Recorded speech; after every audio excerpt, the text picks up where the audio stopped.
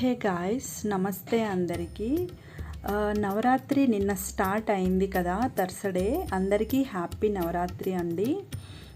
ఈరోజు అయితే నేను మా క్యాంప్లో ఉన్న టెంపుల్ని చూపించాలి అనుకున్నాను. ఎందుకంటే ఇక్కడ నవరాత్రి 9 days సెలబ్రేట్ చేస్తారు. అన్ని చోట్ల 9 days చేస్తారు, బట్ ఇక్కడ నాకు స్పెషల్గా అనిపించింది. ఎక్కువగా హిందీ, మరాఠీ వాళ్ళు ఈ విధంగా సెలబ్రేట్ చేస్తారనుకుంటా.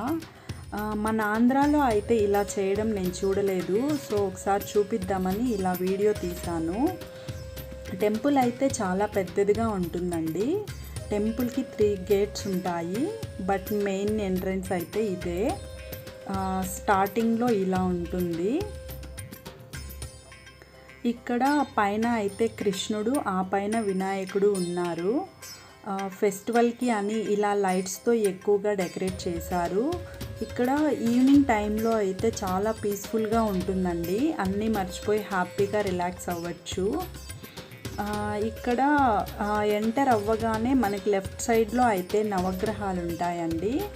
అండ్ నవగ్రహాలకి స్ట్రైట్గా రైట్ సైడ్లో అయితే ఆంజనేయ స్వామి ఉంటారు. అలా దారికి ఒక సైడ్ నవగ్రహాలు, ఒక సైడ్ ఆంజనేయ స్వామి ఉంటారు. అలానే కొంచెం ముందుకు వస్తే ఇక్కడ లింగం ఉంది. ఇక్కడైతే మనం ఓన్గా పూజలు, అభిషేకాలు మనమే చేసుకోవచ్చు.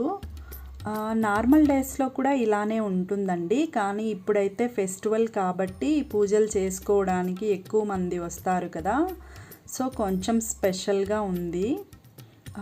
యాక్చువల్గా అయితే మెయిన్ టెంపుల్ ఇక్కడ స్టార్ట్ అవుతుంది, ఇన్సైడ్ కాంపౌండ్.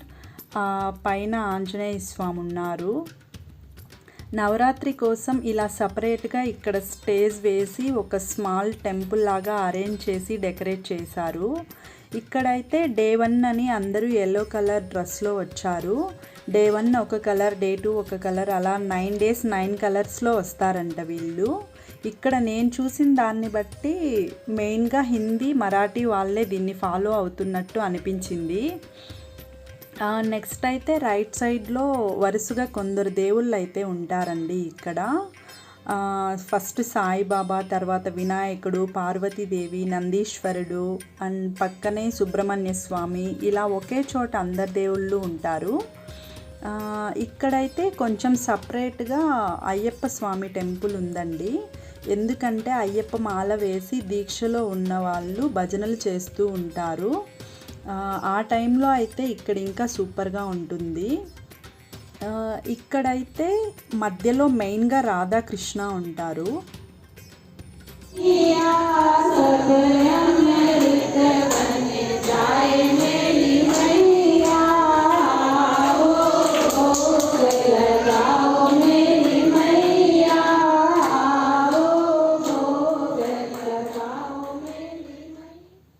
ఇక్కడ దుర్గాదేవిని అయితే ఇలా పూజించారు.